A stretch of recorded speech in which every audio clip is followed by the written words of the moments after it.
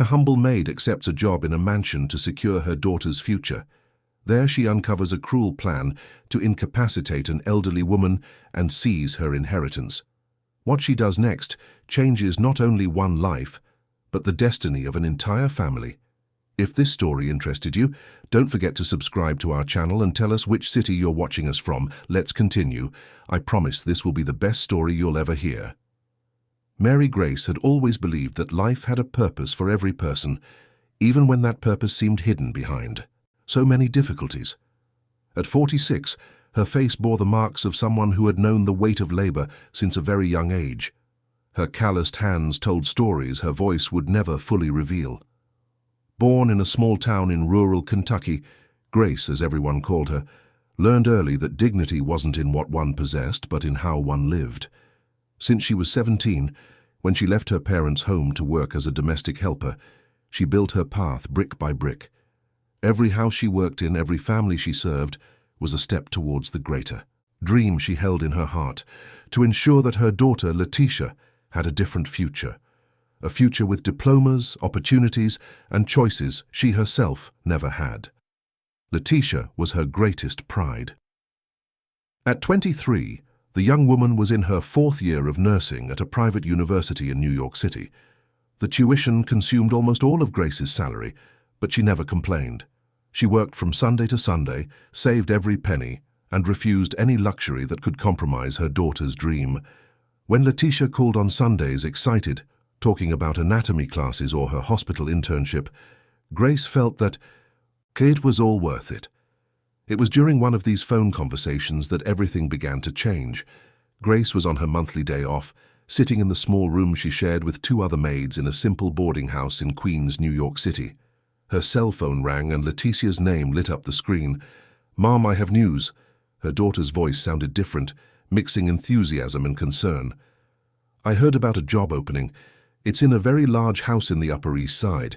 The salary is almost double what you earn now, and it also offers lodging and food." Grace felt her heart race. Double the salary meant security.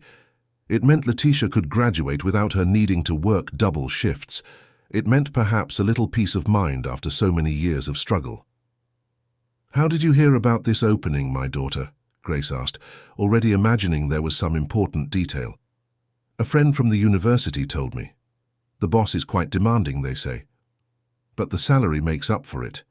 I've already spoken to the person in charge and they want to meet you tomorrow. I managed to schedule an interview. Mom, I think this might be the chance we've been waiting for." That night, Grace slept little. Expectations and fears mingled in her mind. She knew that hard work was not a problem. 29 years of experience had prepared her for any domestic challenge, but there was something in Letitia's voice, a subtle hesitation that made her apprehensive. Still, she couldn't waste such an opportunity. The next morning, she put on her best clothes, a starched white blouse and well-pressed black pants. She tied her hair in a simple bun and left the boarding house before 7 in the morning. The address was on Park Avenue, an affluent neighborhood she knew only by sight. She took 2 buses and got off in front of an imposing wrought-iron gate. Behind it, a 3-story mansion rose amidst immaculate gardens and a stone fountain that gushed crystal-clear water. Grace took a deep breath and rang the doorbell. An intercom crackled, and a cold, direct female voice ordered her to enter. The gate opened automatically, and she walked along the cobblestone path to the main door. Before she could even ring the doorbell again, the door opened. Standing before her was a tall woman with perfectly straightened blonde hair, wearing a beige-tailored suit that exuded sophistication and power. Her blue eyes scanned Grace from head to toe in a quick and merciless assessment. "You must be Mary Grace," the voice was controlled, but carried a tone of superiority that Grace recognized immediately. "I'm Veronica Thompson, come in." Grace entered a marble hall where a gigantic chandelier hung from the high ceiling. Every detail of the house screamed wealth, the paintings on the walls, the crystal vases, the smell of expensive perfume that permeated the air. Veronica did not ask her to sit. They remained, standing while the potential employer fired questions. "How many years of experience do you have? Can you cook French food? Have you cared for the elderly before? Do you have any health problems that might hinder your work?" Grace answered each question calmly and honestly. Yes, She had 29 years of experience. No, she didn't know French cuisine, but she learned quickly. She had cared for the elderly in other homes and had references. Her health was good, and she was ready to start immediately. Veronica crossed her arms and studied Grace for a few more seconds before speaking. I need to make it clear from the outset how things work here. This house has very high standards. I do not tolerate sloppiness, lateness, or questioning. You will work from 6 in the morning to 9 at night with a lunch break. Your responsibilities include all house cleaning, laundry organization, and most importantly, the care of my mother-in-law, Amelia. She's 92 years old in a wheelchair and lives on the 2nd floor. You will be responsible for her meals, hygiene, and medication. The instructions will be in a folder I will leave in her room.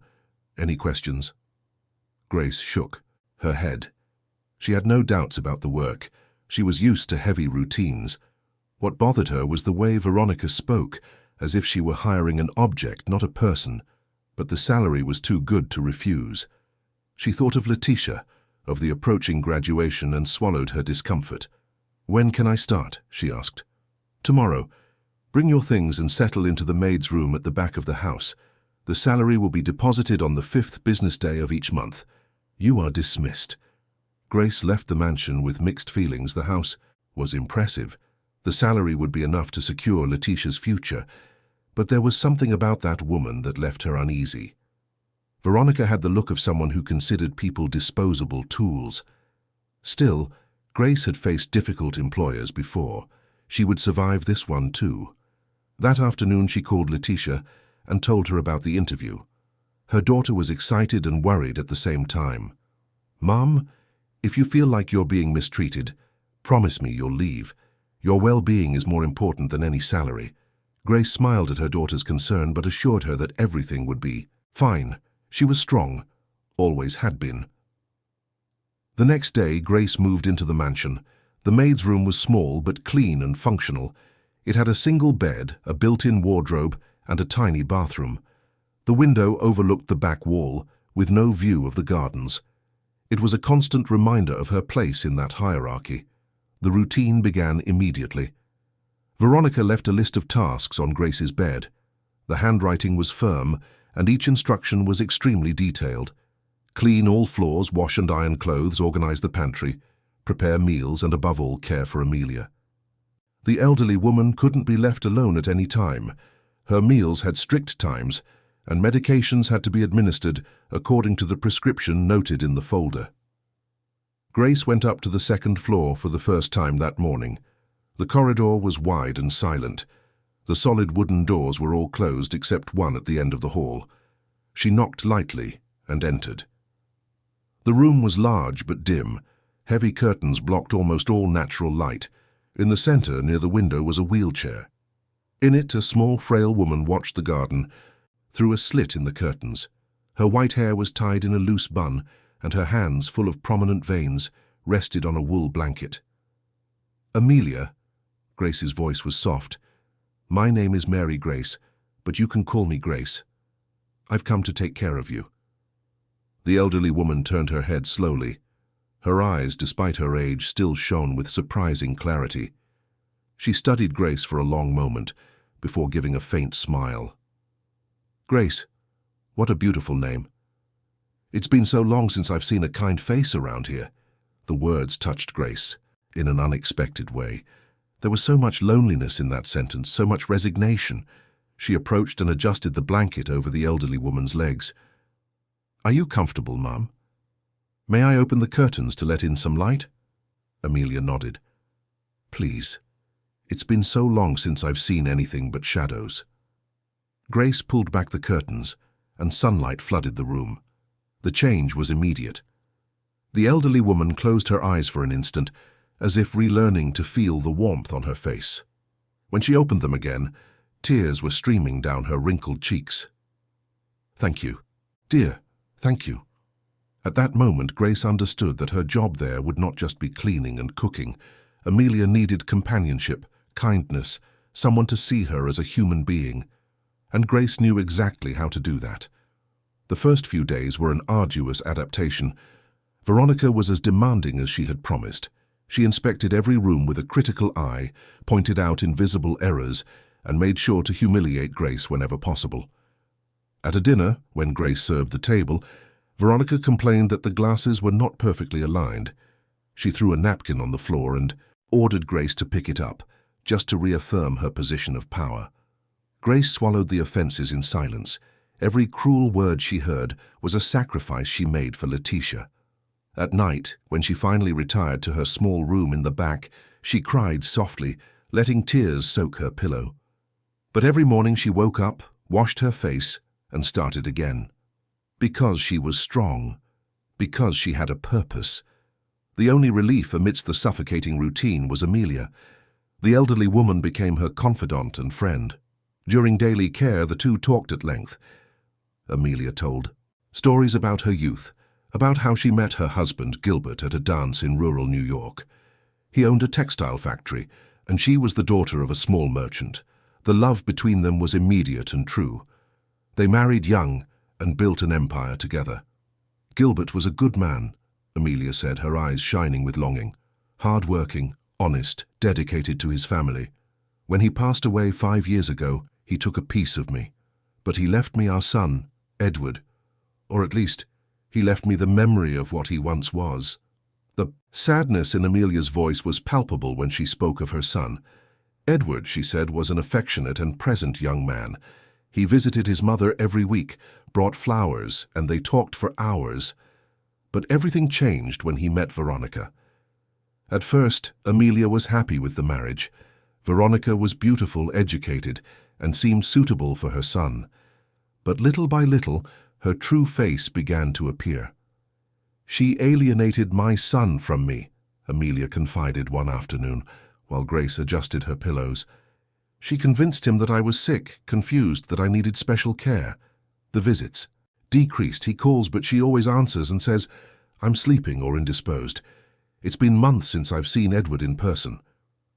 Grace felt growing indignation with each account. How could a mother be isolated from her own son in this way? But she had no power to change the situation. She was just a maid. Her role was to care and keep silent. 2 weeks later, Grace began to notice something disturbing. Amelia was different. Some days, she woke up more confused, drowsy, having difficulty forming sentences. On others, she seemed completely lucid, as if nothing was wrong. The alternation was strange and made no sense.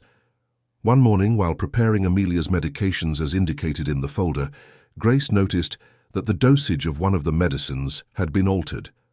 The handwriting was different from the original prescription. She compared it with old notes and confirmed someone had increased the amount of a strong sedative. Grace became uneasy. Was it a medical error or something intentional? She wasn't sure, but the feeling that something was wrong grew every day. It was on a rainy Thursday afternoon that everything changed.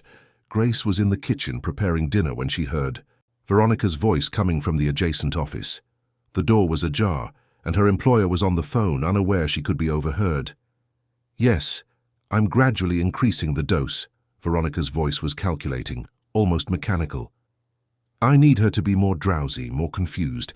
Edward is already starting to believe it's dementia. A few more months like this, and we'll be able to admit her to one of those expensive places for seniors.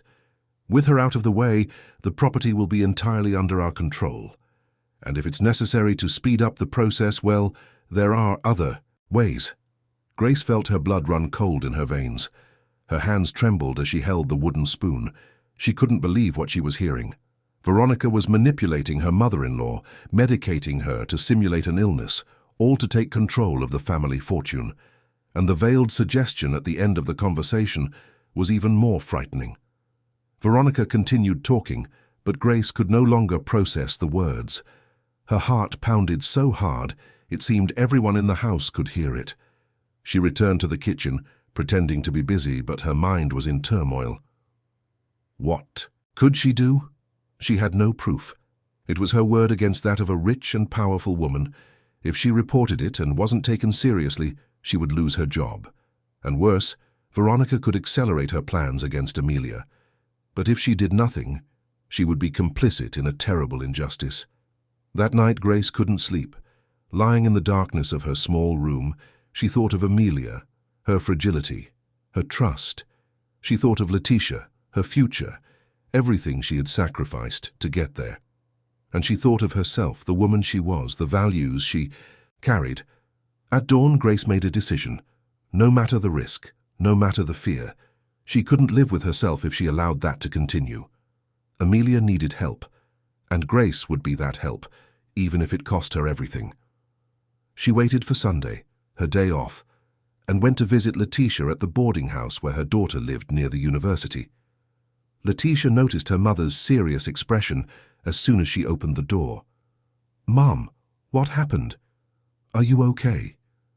Grace entered, closed the door and told her everything. Every word she had heard, every detail she had observed, every suspicion she had. Letitia listened in silence, her eyes wide, her hand over her mouth. When Grace finished, the two remained silent for long minutes. "Mum, this is very serious," Letitia finally said. "You need help. You can't face this alone." "I know, daughter, but I don't know where to start. I have no proof. It's my word against hers." Letitia thought for a moment and then stood up. "Wait here. I'll call someone." She left the room and returned minutes later with a determined expression. "Remember Professor Henry, who teaches ethics in my course. He's also a lawyer specializing in elder law. I explained the situation and he wants to talk to you. We can go to his office now." Grace felt a glimmer of hope. Maybe there was a way out. Maybe justice could be done. They took a bus, and half an hour later, they were in a small office in the city center. Professor Henry was a middle-aged man with grey hair and a kind gaze. He received Grace with respect and attention, something she hadn't received in weeks. "Mrs. Mary Grace, start from the beginning. I want to hear everything," Grace repeated. The account, this time with more details. The professor took notes, occasionally interrupting to ask specific questions. When she finished, he sighed deeply and leaned back in his chair. "The situation is serious, but not impossible to resolve. We need concrete evidence. Your testimony alone won't be enough in court. We need physical evidence, recordings, documents, and we need to contact the victim's son. He has the right to know what's happening." "But how?" Grace asked, desperate. "I'm just a maid. I don't have access to anything. If she suspects me, she'll fire me or worse."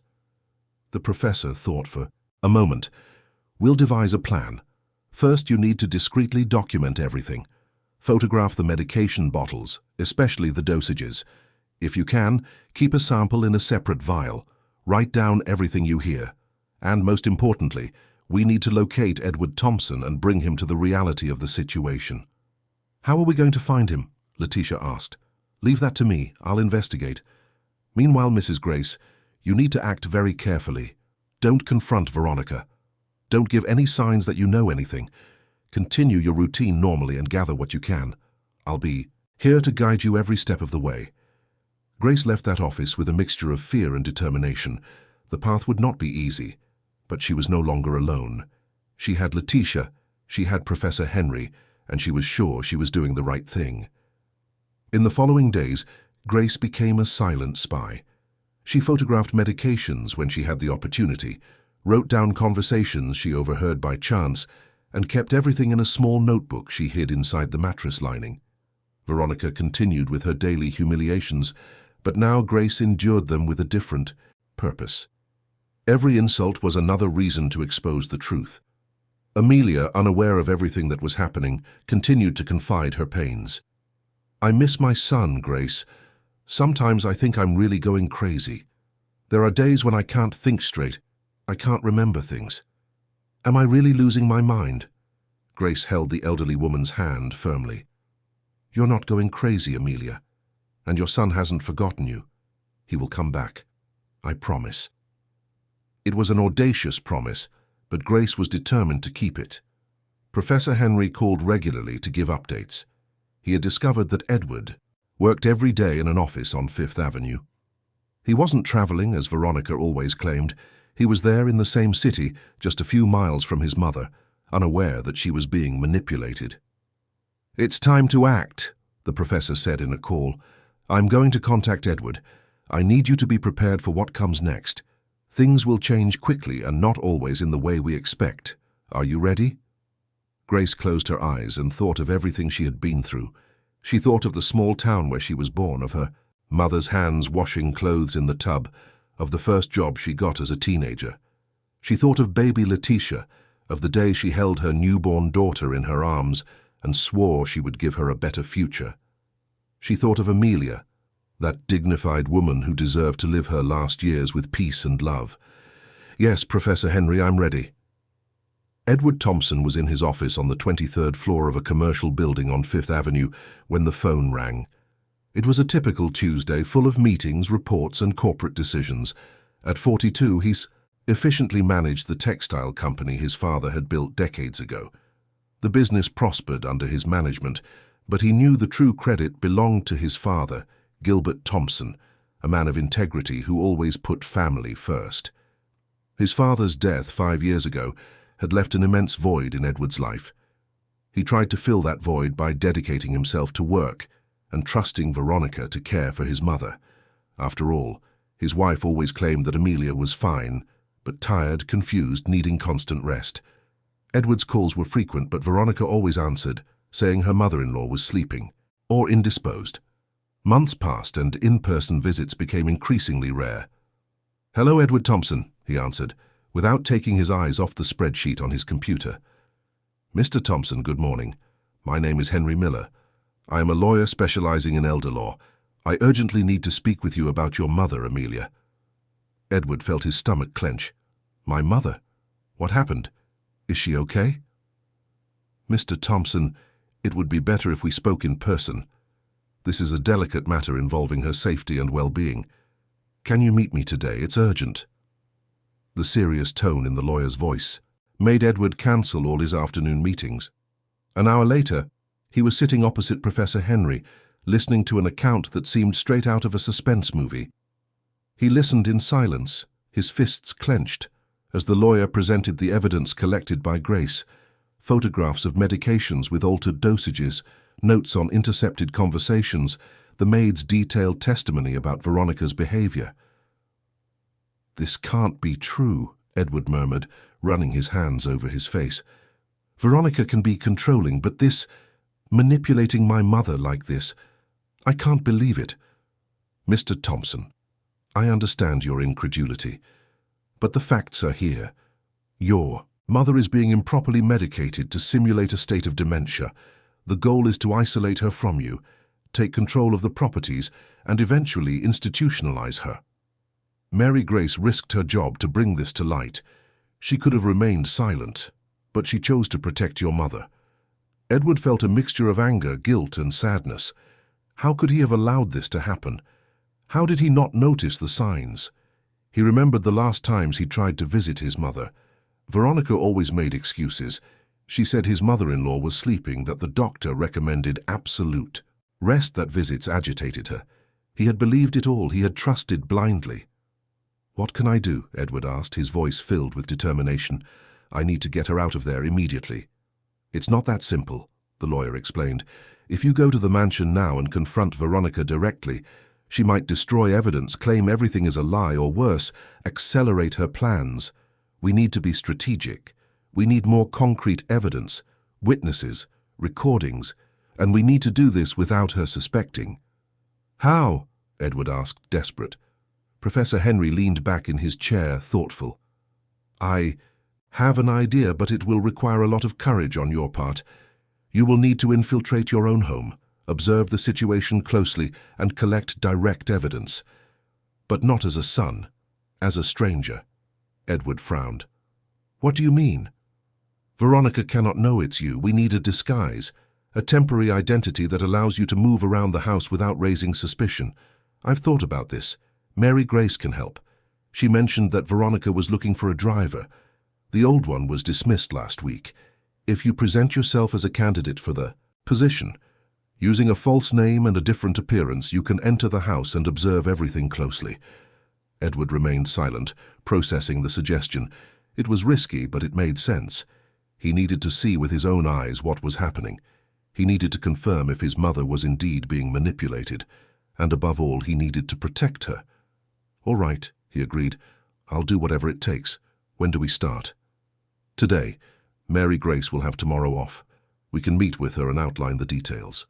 You'll need to change your look, cut your hair differently, wear glasses, maybe grow a beard, and of course adopt a completely different demeanor from your usual one." Edward nodded.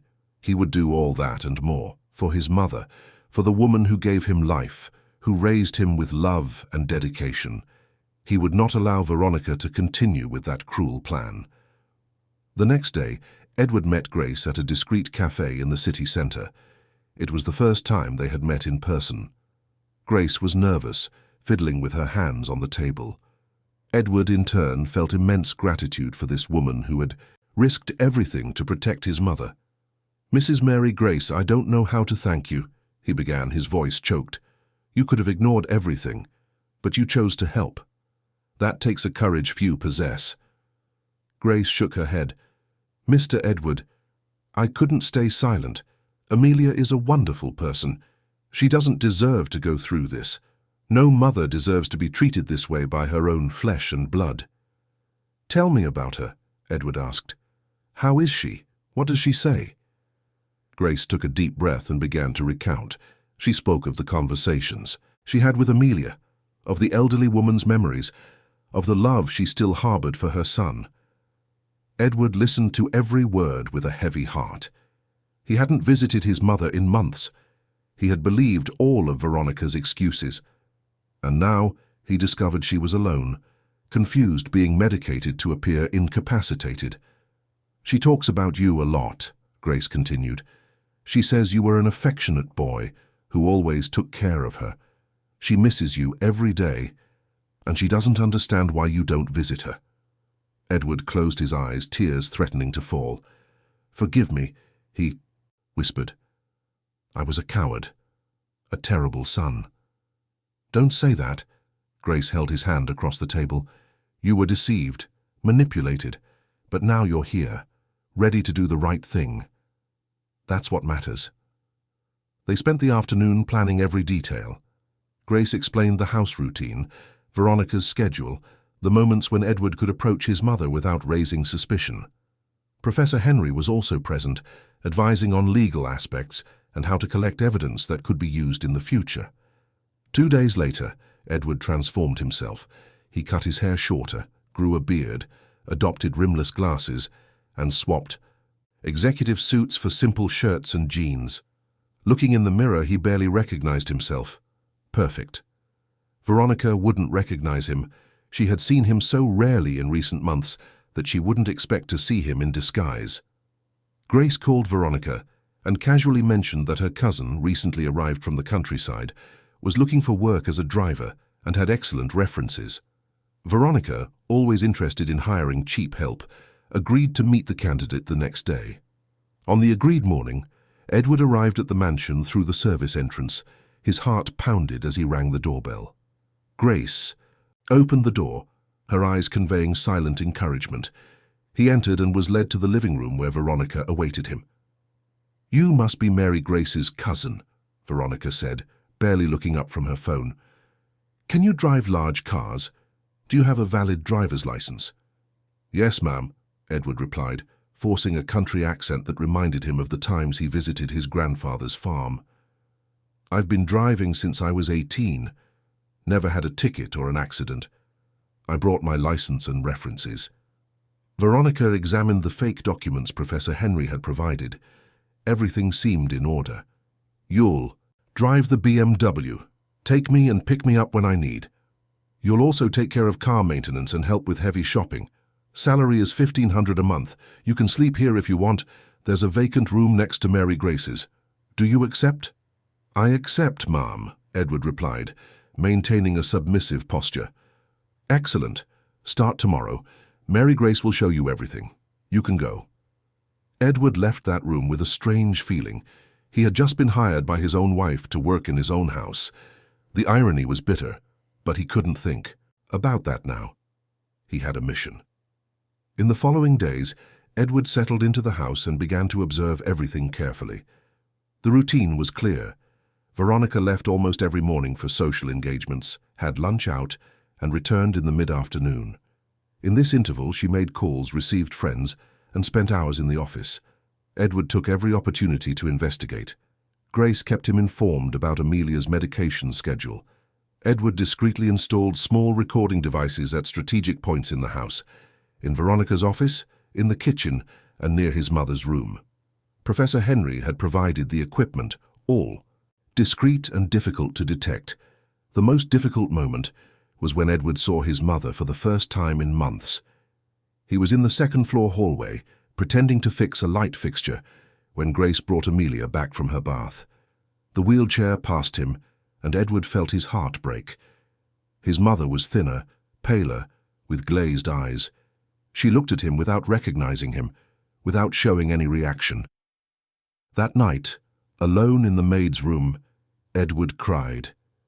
He cried for his mother who was slowly being destroyed. He cried for his own blindness. He cried for having failed as a son. But he also swore he would bring justice. Grace gently knocked on the door. "Mr. Edward, may I come in?" He quickly wiped his tears and opened the door. Grace entered with a cup of hot tea. "I know it was difficult to see Amelia like that," she said gently. "But you need to be strong. We are close to getting what we need." "She's so different," Edward murmured. "My mother was a vibrant woman, full of life. And now she's drugged," Grace completed. "But this can be reversed as soon as we get her out of here and stop the wrong medications. She will return to who she always was, trust me. I've seen cases like this before." Edward nodded. "Thank you, Mrs. Grace, for everything. I don't know what would have become of my mother without you." In the days that followed, Edward collected valuable evidence. The recordings captured revealing conversations between Veronica and a friend, where she openly admitted her plans. They also revealed that she had an accomplice, a nurse who provided the adulterated medications and falsified medical prescriptions. Edward photographed documents in Veronica's office, powers of attorney she was trying to get Amelia to sign, property transfer contracts, emails exchanged with lawyers about how to assume legal control of her mother-in-law. Everything was meticulously documented, but the most impactful moment happened one afternoon when Veronica had an argument on the phone. Edward was in the garden, pretending to prune plants, but the office window was open. He heard everything. Veronica was irritated by the delay in the process. She said she needed to speed things up, that the elderly woman was resisting more than expected. And then she said something that made Edward's blood run cold. "If necessary, we'll increase the dose even more. The more debilitated she is, the faster we'll get the interdiction. And if she doesn't make it, well, a 92-year-old lady can pass away at any moment. No one will question it." Edward had to control himself not to burst into the office at that moment. The rage he felt was overwhelming, but he knew he needed to remain calm. He needed all the evidence before acting. That night, he secretly met with Professor Henry and showed him everything he had collected. The lawyer analyzed each document, each recording, each photograph. "We have enough material," he concluded. "We can act now. I will contact the authorities and prepare legal action. But I need you to be prepared. When we confront Veronica, things can get very tense." "I'm ready," Edward assured, "whatever it takes." The plan was set. The next day, during the period when Veronica would be home, the authorities would be called. Edward would reveal his true identity, present the evidence, and Veronica would be confronted.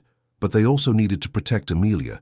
An ambulance would be on standby to take her immediately to a hospital, where trusted doctors would assess her condition and begin the detoxification process from the medications. Grace was nervous on the morning of the confrontation. She knew her life would also change after that. She could lose her job, be prosecuted for conspiracy, face Veronica's fury. But she had no regrets. She would do it all again. "Mrs. Grace," Edward told her before everything began, "no matter what happens today, I want you to know that my mother and I will be eternally grateful. You will not be harmed, I promise. I will make sure you are protected and well cared for." "I just want Amelia to be well," Grace replied, sincerely. "The rest doesn't matter." The moment arrived. It was a Thursday, around 3 in the afternoon. Veronica was in the living room, checking documents she planned to have her mother-in-law sign that day. Edward was in the garden, waiting for the signal. Grace was on the second floor with Amelia, keeping her safe and comfortable. Edward's phone vibrated. It was a message from Professor Henry. "We're arriving. 2 minutes." Edward entered the house and went upstairs. He knocked on Amelia's bedroom door and entered. Grace was beside the wheelchair, holding the elderly woman's hand. Edward approached, took off his disguise glasses, and knelt before his mother. "Mother," he said, his voice choked. "It's me, Edward." Amelia blinked several times, confused, her eyes fixed on her son's face. Slowly, recognition began to emerge. "Edward," she whispered. "My son, you came." "Yes, Mother. I came for you. I came to take you out of here." Tears streamed down the elderly woman's face. She raised her trembling hand and touched Edward's face. "I thought you had forgotten me," she said between sobs. "I thought you didn't love me anymore." "Never, Mother, never. I love you more than anything in this world, and I will fix everything, I promise." At that moment they heard hurried footsteps in the hallway. The door burst open and Veronica entered, her face red with rage. "What's going on here?" she shouted, looking at Grace and Edward. "Why are you in this room, and why are you with Amelia?" Edward slowly stood up and turned to face her. "Hello, Veronica," he said, his voice now firm and authoritative. "Surprised to see me?" Veronica turned pale. Her eyes widened in shock. "Edward," she whispered. "What? How?" "Surprised that the new driver was your own husband?" Edward said sarcastically. "I imagined you would be." Veronica quickly tried to compose herself. "I don't know what you think you're doing, but this is ridiculous. Disguising yourself, invading your own house. You've gone mad." "No, Veronica. You're the one who went mad. By thinking you could manipulate my mother, drug her, separate her from me, and steal everything my father built." Veronica took a step back. "You don't know what you're talking about. Your mother is sick. She has dementia. The doctors confirmed it." "Lies," Edward said, pulling his phone from his pocket. "I have all the proof here, recordings of your conversations, photographs of the adulterated medications, falsified documents, everything. You won't escape." Veronica looked around, desperate. She saw Grace next to Amelia and understood. "It was you," she hissed. "You gossiping little maid. You'll pay for this." She took a step towards Grace, but Edward blocked her way. "Don't you dare touch her," he said firmly. "Grace saved my mother. She is a hero, and you are a criminal." At that moment they heard voices coming from downstairs. Professor Henry had arrived accompanied by 2 court officers and a doctor. Edward went down to receive them and led them to the second floor. Veronica tried to flee but was detained on the stairs. "Veronica Thompson," the professor said formally, "you are being notified of a lawsuit for elder abuse, falsification of medical documents, and attempted embezzlement. These authorities are here to ensure Amelia's safety and conduct the necessary investigations." Veronica tried to argue, shout, make threats, but it was no use. The evidence was irrefutable. As she was taken away to give her statement, Amelia was carefully escorted to an ambulance. Edward held his mother's hand throughout the journey to the hospital. She was still confused, but for the first time in months, there was a glimmer of hope in her eyes. At the hospital, doctors performed a complete evaluation. They confirmed that Amelia was being improperly medicated with strong sedatives in dangerous doses. The apparent dementia was a direct result of this medication. With proper treatment and the cessation of the adulterated drugs, she had a good chance of fully regaining lucidity. Edward stayed by his mother's side in the hospital for the following days. He talked with her, held her hand, endlessly apologized for having abandoned her. And little by little, day after day, Amelia began to return. Her words became clearer, her memories sharper. Within a week, she was already talking normally, smiling, making jokes. "Son," she said one afternoon, holding Edward's face in her hands, "you saved my life. But do you know who really saved me? Mary Grace. That incredible woman who risked everything for an old woman she barely knew. I know, Mother. She is extraordinary, and I will make sure she is recognized and rewarded for it." "More than a reward, Edward," Amelia said seriously. She needs to be part of our family because that's what she was when we needed it most. Family. The months following the confrontation were a period of intense transformation. Amelia remained hospitalized for 3 weeks under constant medical care. The team of professionals worked tirelessly to reverse the effects of the medications she had been forced to take. Gradually, like a flower that reblooms after a long drought, she returned to herself. Her memories reorganized, her lucidity fully restored, and little by little, even her physical vitality began to improve. Edward spent every day at the hospital. In the morning, before going to the office, he visited his mother. In the evening, after work, he returned to dine by her side. They talked about everything, about the past, about the father she loved so much, about the mistakes made, and the lessons learned. Amelia held no grudge. Her generous soul understood that her son had been manipulated, deceived by someone he trusted. Veronica, in turn, faced the consequences of her actions. The legal process advanced quickly. The evidence gathered by Edward and Grace was irrefutable. Recordings, documents, testimonies, medical reports. Everything pointed to a deliberate scheme of abuse and manipulation. The accomplice nurse, responsible for providing the adulterated medications, was also identified and faced charges. Hearings followed one another, and the story gained repercussion in the local media. Newspapers and television programs reported the case as a shocking example of elder abuse. Grace followed everything from a distance, still processing the magnitude of what she had done. After the confrontation at the mansion, she returned to her old boarding house, unsure about the future. Professor Henry assured her that she was legally protected and that no retaliation could reach her. But Grace feared the unknown. She had only her modest savings and the certainty that she had done the right thing. It was Edward who came for her. One Saturday afternoon, he appeared at the boarding house with a genuine smile on his face. "Mrs. Grace, I need to talk to you. Can you come with me?" She followed him, intrigued. They got into the car, and Edward drove to an elegant residential building in the Chelsea neighborhood. They went up to the 10th floor, and he opened the door to a spacious, bright, tastefully furnished apartment. "It's yours," he said simply. "My mother and I want you to have a dignified home. This apartment is in your name. Free of any encumbrances, it's our gift for everything you've done."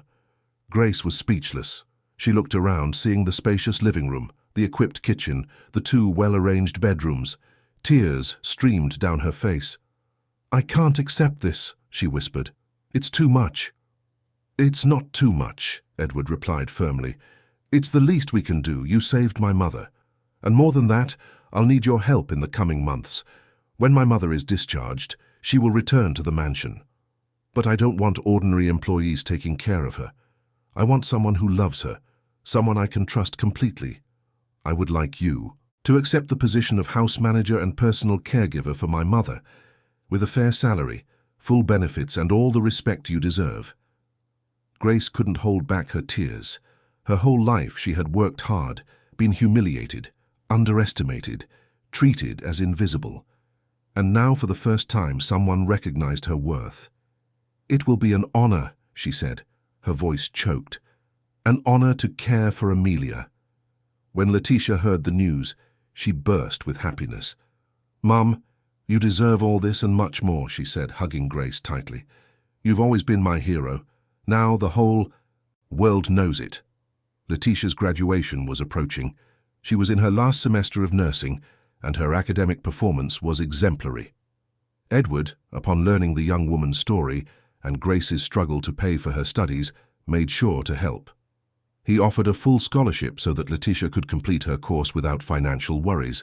In addition, he secured a paid internship position at a top-tier private hospital. Grace tried to refuse, saying they had already done too much, but Edward was adamant. "Your daughter is a promising professional in the healthcare field. She deserves every opportunity." Amelia was discharged from the hospital after 3 weeks. The day she returned to the mansion, the house was different. Grace had coordinated a complete renovation.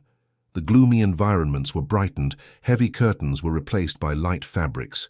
Fresh flowers were scattered throughout all the rooms. Amelia's room, which once seemed like a prison, was now cozy and full of life. The elderly woman entered her house supported by her son and was greeted by Grace with a tight embrace. "Welcome back, Amelia," Grace said with a smile. "This house missed you." Amelia looked around, moved. "It feels like a new beginning," she said, "and it's exactly what I need." Days passed and the routine was established. Grace cared for Amelia with dedication and affection. They talked for hours, walked in the garden, watched old movies that the elderly woman loved. Edward visited his mother every day after work. They dined together, told stories, laughed. The relationship between mother and son, which had been almost destroyed, was now stronger than ever. But there was something else blossoming in that house. Edward began to realize that his feelings for Grace went beyond gratitude. He admired her strength, her integrity, her kindness. He saw how she cared for his mother with genuine love, how she treated everyone with respect, how her presence brought peace to that house. Grace, in turn, felt something similar. Edward was gentle, attentive, humble despite his wealth. He treated her as an equal, valued her opinions, and was interested in her life and Letitia. Amelia, with her wisdom of having lived almost a century, realized what was happening even before the two admitted it. One night during dinner, she casually commented, "You know, Edward, Mary Grace has a beautiful smile when you come home, and you, my son, become different when she's around." Edward choked on his water, and Grace blushed intensely. "Mother," he tried to argue. "No need to explain anything," Amelia said, with a mischievous smile. "I'm just saying that two wonderful people deserve to be happy, and if that happiness is within reach, why not seek it?" That conversation planted a seed. Edward began to pay more attention to his own feelings, and Grace, no matter how much she tried to ignore it, couldn't deny the butterflies she felt in her stomach when Edward arrived. It was on a Thursday night that everything changed. Edward had worked late and came home tired. Grace was in the living room reading a book while waiting to make sure Amelia was sleeping comfortably. "Good evening, Mrs. Grace," he said, leaving his work brief on the armchair. "Good evening, Mr. Edward." "Was it a difficult day?" she asked. "Exhausting, but when I get here, everything gets better." They talked about the day, about Amelia, about Letitia, who was excited about her upcoming graduation. The conversation flowed naturally, as it always did between them. At one point, Edward approached and sat next to Grace on the sofa. "You know," he began hesitantly, "I've been thinking a lot about everything that's happened in recent months, about how you came into my life and changed everything. You saved my mother. You made me see things I was ignoring. And more than that, you brought a light to this house that hadn't existed for years." Grace felt her heart racing. "I just did what any decent person would do." "No," Edward said, gently taking her hand. "It wasn't just anyone. It was you, with your courage, your kindness, your strength. And I can no longer pretend that I only feel gratitude." "Mr. Edward," Grace whispered, confused and emotional at the same time. "Call me Edward, please, and let me tell you how I feel. I fell in love with you, Grace, with the incredible woman you are. I know our story started in an unconventional way. I know there are differences in our pasts, in our origins. But none of that matters. What matters is what I feel when I'm near you. This peace, this completeness. So I need to ask, do you feel something similar for me?" Grace closed her eyes, tears streaming. "I do," she admitted. "But I'm afraid. Afraid of not being enough. Afraid that one day you'll wake up and realize you deserve someone better, someone from your world." Edward held her face with both hands. "You are from my world, Grace. You are the best part of it. And if you give me a chance, I will spend the rest of my life proving that this feeling is real." They kissed that night. A soft kiss, full of promises and hope. When they parted, both were smiling. Amelia, who had discreetly observed everything from the stairs, returned to her room with a heart full of joy. "Gilbert," she whispered to her, "late husband's portrait on the bedside table, our son has finally found someone who deserves him." In the following months, the relationship between Edward and Grace blossomed. They were discreet, respectful, but deeply connected. Amelia fully supported the union and treated Grace as the daughter she never had. Letitia, initially surprised, soon embraced the idea. Edward was a good, honest man who genuinely loved her mother. And most importantly, he made Grace happy in a way she had never seen before. The lawsuit against Veronica came to an end. She was found guilty of elder abuse, falsification of medical documents, and attempted embezzlement. The sentence was rigorous. In addition to the penalty, she lost all rights to the Thompson family assets. The divorce was finalized, and Edward managed to annul any financial claims Veronica might have. The accomplice nurse was also convicted and had her professional license revoked. Grace testified at the trial. It was the first time she spoke publicly about everything she had experienced. With a firm voice, she recounted the humiliations, the conversation she overheard, the decision to act. The entire courtroom was silent, listening to her account. When she finished, even the judge was visibly moved.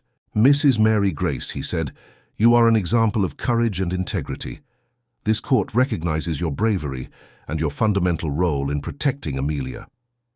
The repercussions of the case were immense. Grace began to be invited to give lectures on elder rights, the importance of reporting abuse, and courage. She, who had always been invisible, was now seen, heard, respected, and she used this visibility to help others. She began working with NGOs for the protection of the elderly and domestic workers, sharing her story and encouraging reports. Letitia graduated from nursing with honors. Graduation was a day of celebration. Grace was in the front row, wearing an elegant outfit that Edward had given her. Beside her were Edward and Amelia, who insisted on attending despite her physical limitations. When Letitia went up on stage to receive her diploma, Grace cried with pride. Her daughter, the girl she had raised alone, was now a trained professional, ready to save lives. After graduation, Letitia was hired by the same hospital where she had interned. Her performance was exceptional, and she quickly distinguished herself in the team. Like her mother, Letitia had a gift for caring for people, for seeing beyond the body and touching the soul. A year after the confrontation that changed everything, Edward invited Grace to a special dinner. He booked an elegant restaurant with a view of New York City. The city lights sparkled in the distance as they dined, talked, and laughed. At the end of the meal, Edward stood up, walked around the table, and knelt before Grace.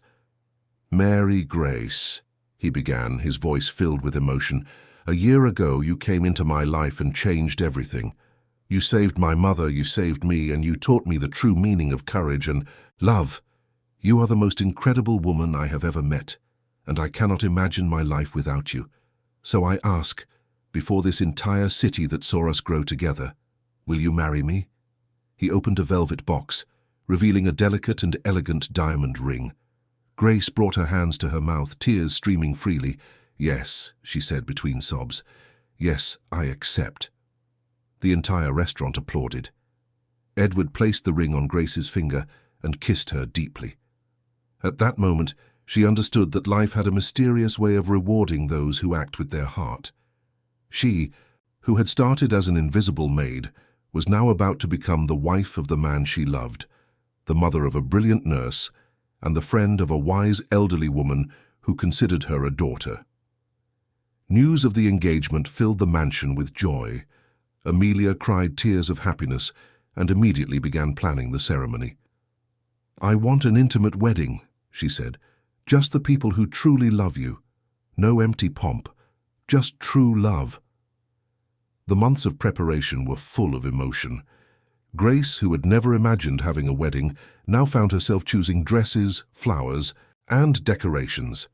Letitia was her maid of honor. Edward invited only close friends and work partners who genuinely respected him. The guest list was small but significant. The wedding took place on a spring afternoon in the gardens of the mansion that had once been the scene of so much suffering and was now home to love and new beginnings.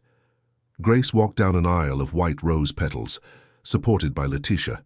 Her dress was simple but elegant, reflecting who she was. Edward awaited her at the makeshift altar, his eyes shining with tears. Beside him, Professor Henry, who would officiate the ceremony as a celebrant. When Grace reached the altar, Edward held her hands and whispered, "You are beautiful. Always have been." The ceremony was moving. Henry spoke of courage, true love, and how two souls can find each other in the most improbable moments. Amelia, seated in the front row in her wheelchair, cried tears of emotion. When the couple exchanged vows, there wasn't a dry eye among those present. I, Edward Thompson, promise to love you, Mary Grace, every day of my life. I promise to honor your strength, respect your story, and build a future full of dignity and happiness by your side. I, Mary Grace, promise to love you, Edward, with all my soul. I promise to be by your side in good times and bad, to be your partner, your friend, and your confidant. I promise to honor the love that brought us here. When the celebrant declared them husband and wife, the garden erupted in applause. Edward kissed Grace with passion and tenderness. Amelia threw rose petals from her chair, smiling more than she had in years. Leticia cried tears of joy, seeing her mother finally happy, finally recognized, finally loved as she always deserved. The reception was intimate and warm. Live music, delicious food, sincere laughter. Grace danced with Edward under the stars, feeling that everything was worth it. Every humiliation she had endured, every tear she had shed, every fear she had faced, everything had brought her to this moment, to that moment of absolute fullness. When the night ended and the guests left, Edward and Grace remained alone in the garden. He hugged her from behind, resting his chin on her shoulder. "Happy, my wife," he whispered. "Happier than I imagined possible," she replied. They remained there, embraced, looking at the stars and at the future they would build together. A future where the past would no longer define who they were, but rather the choices they made and the love they shared. The first months of marriage were a period of adaptation and discovery. Grace, now Mary Grace Thompson, still had to get used to the new reality. Waking up next to the man she loved, being treated as the lady of the house where she had once been a maid, walking through the same corridors no longer with fear but with belonging. Everything was new and at the same time comforting. Edward made sure the transition was natural. He never treated Grace with condescension or as if she needed to be molded to fit into his world. On the contrary, he valued exactly who she was. A woman of simple origin, who knew the value of work, who understood the suffering of the most vulnerable. These characteristics were not flaws to be corrected, but virtues to be celebrated. Amelia, in turn, blossomed completely. At 93, she was more lucid and active than she had been in the last 5 years. With the cessation of medications and appropriate treatment, her physical health also improved significantly. She still depended on a wheelchair for long distances, but could walk with the aid of a cane around the house. Her greatest joy was seeing her son happy alongside a woman she considered genuine and kind. One sunny Saturday morning, the three were having coffee on the veranda when Amelia brought up a subject she had been pondering for weeks. "I've been thinking a lot about this house," she began, looking at the immaculate gardens. "This place has seen so much. Joys, sorrows, almost tragedies, and I wonder what its purpose should be now." Edward and Grace exchanged glances. "What do you have in mind, Mother?" Edward asked. Amelia put down her teacup and turned to them. "Grace told me about her experience as a domestic helper, about the humiliations she suffered, not only here but in other jobs, about women who work without rights, without respect, without dignity, and I thought, we can change that. We can use this mansion for something greater." Grace felt her heart race. "Amelia, what are you suggesting?" The elderly woman smiled. "A shelter, a place where domestic workers who suffer abuse can find refuge, legal guidance, psychological support, where they can learn their rights, receive professional training, rebuild their lives. This house is too big for just 3 people. We can transform it into a beacon of hope for those who need it most." Edward remained silent for a moment, processing the idea. It was bold, generous, and deeply meaningful. "Mother, that would be incredible, but it requires investment, structure, a dedicated team." "I know," Amelia replied, "and I have the resources for it. Your father left us a considerable fortune. I always wondered what would be the best use for that money. Now I know. Besides, the company can sponsor the project. It would be a way to honor Gilbert's memory and create a legacy of social transformation. Grace was too emotional to speak. The idea of transforming that house, where she had almost seen her world crumble, into a sanctuary for other women like her was too powerful. "Amelia," she finally managed to say, "this would be extraordinary, but I need to be involved. I want to help coordinate, welcome these women personally. I know what they feel because I've lived it." "And that's exactly why you are essential," Amelia replied, taking Grace's hand. "You understand their pain. You can offer not only assistance but true empathy. You will be the soul of this project." In the following weeks, the plan began to take shape. Edward hired architects to adapt part of the mansion without losing its original character. The first floor was partially converted into a service area, rooms for legal guidance, psychological counseling offices, professional training spaces. The third floor, previously used only as storage, was renovated to accommodate up to 10 women temporarily, with comfortable bedrooms and common areas. Grace coordinated every detail. She knew exactly what those women would need: privacy, security, respect, but above all the feeling of being seen and valued. She chose soft colors for the walls, ensured that each room had good natural lighting, installed a library with inspiring books, and a small chapel for those seeking spiritual comfort. Professor Henry agreed to coordinate the legal team. Other lawyers volunteered to offer free consultations. Letitia, recently graduated, proposed creating a preventive health program, offering exams and medical follow-up to the sheltered women. Psychologists, social workers, professional course instructors, all joined the cause. 6 months after the initial idea, the Mary Grace Welcome Center was inaugurated. Yes, they insisted on giving Grace the honor of naming the project. She tried to refuse, arguing that there were many other women who deserved recognition, but Amelia was unyielding. "Your name represents all of them. It represents courage, resilience, and hope. It's the perfect name." The inauguration was a moving event. Local authorities attended, as did representatives of NGOs, domestic workers' unions, and media outlets. But the most impactful speech was Grace's. She stepped onto the small stage set up in the garden and for the first time spoke publicly about her complete journey. "I was invisible my whole life," she began, her voice firm despite the emotion. "I went through luxurious houses, cleaned rooms larger than the entire house where I grew up, served families who never looked me in the eye. I was humiliated, disrespected, treated as if my worth was less because my work was considered inferior. But I knew deep in my soul that no work is undignified when done with honesty and dedication." She paused, looking at the women present, many of them domestic workers who came to see the space. "This center exists because I believe that all of us deserve dignity. We deserve rights, respect, opportunities. No woman should suffer abuse silently. No worker should be afraid to report injustices, and no mother should have to choose between her own safety and the future of her children. Here you will have support. Here you will be seen. Here you are important." Applause echoed through the garden. Tears ran down the faces of many present. Amelia, seated in the front row next to Edward, held a handkerchief to her eyes. Her son hugged her and whispered, "Dad would be so proud, Mother, of you, of Grace, of all this." She smiled through her tears. "He is proud, my son, I'm sure."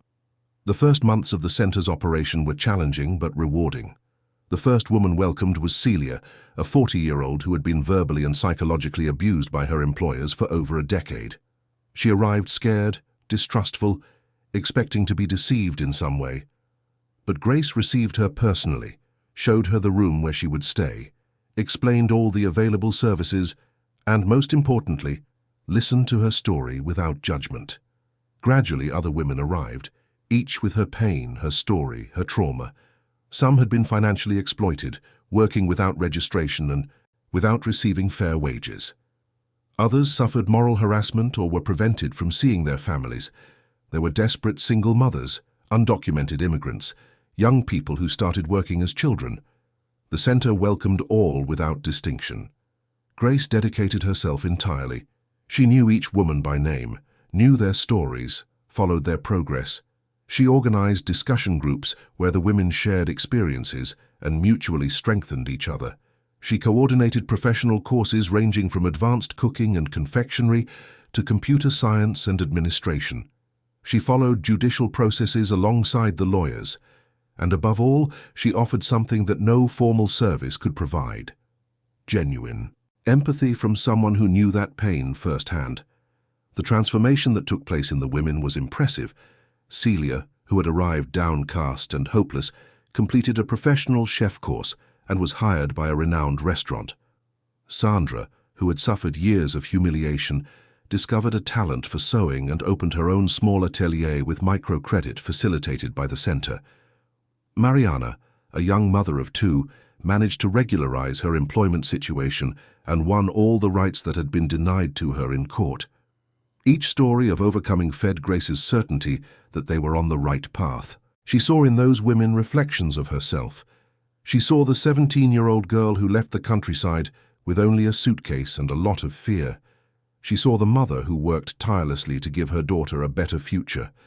She saw the maid who chose courage instead of silence, and she felt proud of all of them. Edward followed everything closely. He had become deeply involved with the project, not only as a sponsor, but as an active defender of labor rights. He used his business influence to create a network of employers committed to fair practices. Companies that signed a code of conduct, guaranteeing rights, decent wages, and a respectful work environment. Those who adhered received a certification seal, and gradually this became a valued differentiator in the market. The family's textile company also underwent transformations.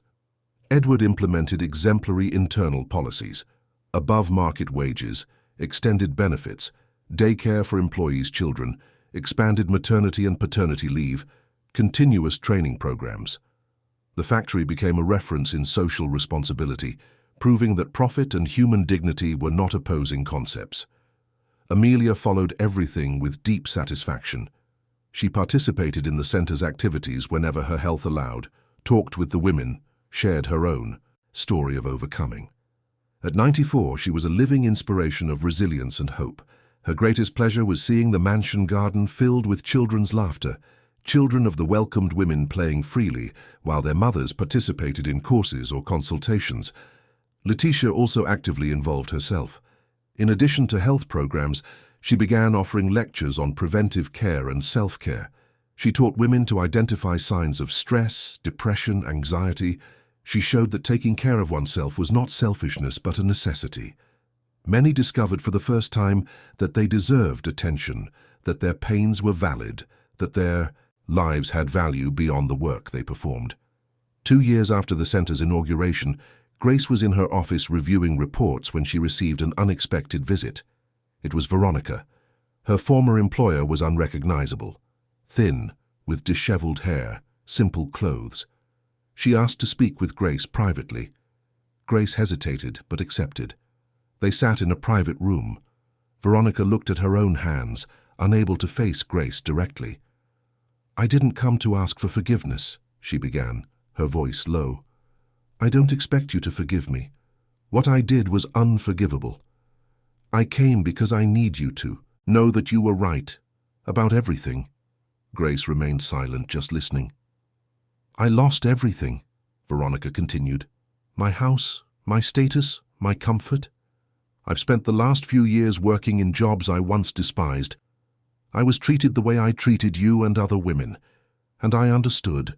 I understood the humiliation, the exhaustion, the feeling of being invisible. I never imagined I would fall so low. But now I realize that the problem wasn't falling. It was thinking that being on top gave me the right to step on others." She finally looked at Grace.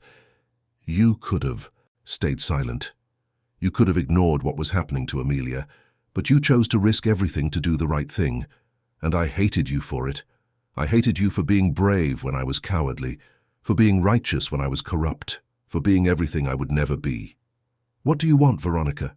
Grace asked without hostility, just genuine curiosity. "I don't want anything," Veronica replied. "I just wanted you to know that you changed my life too. In a painful but necessary way. I'm trying to be a better person. I don't know if I'll succeed, but for the first time I'm trying." Grace felt a pang of compassion. Resentment was a weight she didn't want to carry.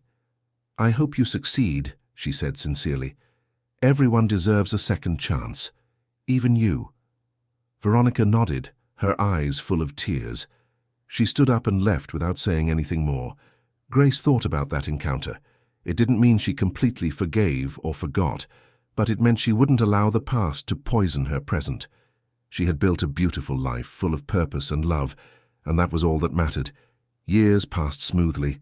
The center grew and expanded, serving hundreds of women. Stories of transformation multiplied. Grace became a respected public figure, invited to give lectures throughout the country. She wrote a book recounting her journey, and the profits were entirely reverted to the center. But despite the fame, she remained humble, always willing to listen, always ready to lend a hand. Letitia married a fellow doctor and gave Grace 2 beautiful grandchildren. The first was Marina, a girl with big, curious eyes. 2 years later came Peter, a laughing and affectionate boy. Grace melted with her grandchildren. She took them for walks in the gardens, told stories, taught values. And when she held them in her lap, she thought of everything she had been through to get there. Every sacrifice had been worth it. Edward and Grace remained in love. Their mature and solid love withstood time. They traveled together, laughed together, worked side by side on social projects. He looked at her with the same admiration as on the first day, and she still felt butterflies in her stomach when he came home. It was a love built on mutual respect, genuine admiration, and deep complicity. Amelia lived to be 96, her last. Years were full of joy, surrounded by love, seeing the legacy she had helped build flourish. When her time came, it was peacefully, sleeping in her own bed, in the house she loved, with Edward and Grace by her side. Her last words were of gratitude. "Thank you for saving me. Thank you for giving me my life back. Thank you for turning my pain into hope for so many others." The funeral was immense. Hundreds of people attended to pay their respects. But the most touching were the women from the center, who made sure to be present. Each brought a white rose, and at the end of the ceremony they formed an aisle of flowers through which the coffin passed. It was a dignified farewell for a woman who had dedicated her last years to helping the most vulnerable. Grace felt the loss deeply. Amelia had become more than a mother-in-law. She was a friend, confidant, mentor. But she knew that the best way to honor her memory was to continue the work, and that's exactly what she did. Today, at 62, Grace looks back with serenity. She is sitting in the mansion garden, the same place where she once served as a humiliated maid. Edward is by her side, his hair now completely grey but his eyes still shining with love. The grandchildren run across the lawn, their laughter filling the air. Letitia is on the veranda, talking on the phone about a complex case at the hospital. Grace closes her eyes and feels the sun on her face. She thinks of the girl from the countryside she once was. She thinks of her mother's calloused hands, washing clothes in the tub. She thinks of her first day of work, of the fear and hope mixed together. She thinks of baby Leticia, of the sacrifices she made, of the tears she shed. She thinks of Amelia, of the courage she had to have, of the decision that changed everything. And she thinks of all the women who passed through the center, of those who are still there, rebuilding their lives, of those who have already left and are thriving, of those who will come, seeking the same welcome she once needed. Grace opens her eyes and smiles. Her journey proved that courage can be born in invisibility, that justice can be done even by those the system tries to silence, and that true love can flourish where least expected. She started as a maid. She became a hero. She transformed into a wife, mother, grandmother, activist. But deep down, she was always just Mary Grace. A woman who believed that doing the right thing was worth any risk. Edward squeezes her hand. "What are you thinking about, my love?" he asks. "About how surprising life is," she replies. "About how we never know where a decision can lead us. About how every step of this journey was worth it." He kisses her softly. "It truly was. And it will continue to be every day." They remain there, hand in hand, watching the sun set over New York City, the city that saw them grow, suffer, fight, and win, The city where they built a legacy that transcends material wealth, a legacy of dignity, justice, and love. And as the sky paints itself in orange and pink hues, Grace knows that her greatest triumph was not marrying a rich man, nor the mansion where she lives, nor public recognition. Her greatest triumph was never losing her essence. It was enduring humiliations without losing kindness. It was gaining power, without forgetting where she came from. It was rising without stepping on anyone. She stands up and goes to hug her grandchildren who run towards her. Marina shouts, "Grandma!" while Peter laughs loudly. Grace picks them up, one in each arm, and spins with them in the garden. Edward watches them, his heart overflowing. Letitia approaches and takes a picture of that moment. It's a perfect image. Love, family, simplicity, genuine happiness. Night falls on the mansion. Lights turn on one by one. The welcome center on the first floor is still bustling. Women chat in the common room, laugh, share stories, support each other. It's the sound of hope echoing through walls that were once witnesses to despair. Grace enters the house. She passes through the hall where she was once received with contempt. She ascends the stairs she once feared to walk. She enters the room that once belonged to those who humiliated her, and she lies down beside the man who chose to love her for who she truly is. Before sleeping, she whispers a prayer of gratitude. She thanks for the trials that strengthened her, for the people who crossed her path, for those who stayed and for those who left. She thanks for the courage she found when she needed it most, and she thanks for the certainty that every struggle is worth it when we fight for what is right. Edward embraces her. "Sleep, my queen," he whispers. "Tomorrow, we have more stories to change, more lives to touch, more love to spread." She smiles in the dark. Yes, tomorrow, and in all the days to come. Because Mary Grace learned that life is not about where we start, but about who we become along the way, and she became exactly who she was always destined to be. A silent warrior who never stopped fighting, a humble woman who never forgot her roots, and a generous soul who dedicated her second chance to ensure that others also had theirs. Her legacy is not in the walls of a mansion or the numbers in a bank account. It is in the eyes of every woman who passes through the center and discovers that her life has value. It is in the smile of every child who plays freely in the gardens. It is in the certainty that the courage of a single person can create waves of transformation that reach hundreds, thousands, generations. And when Grace's grandchildren grow up and ask about their grandmother, Letitia will tell the full story.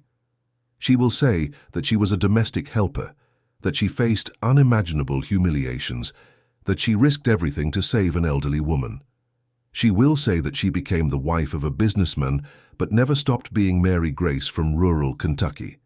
She will say that she built an empire of kindness on foundations of courage, and they will understand that heroism is not in capes or superpowers. It is in choosing what is right when it would be easier to choose silence. It is in extending a hand when it would be safer to clench one's fists. It is in loving when it would be simpler to hate.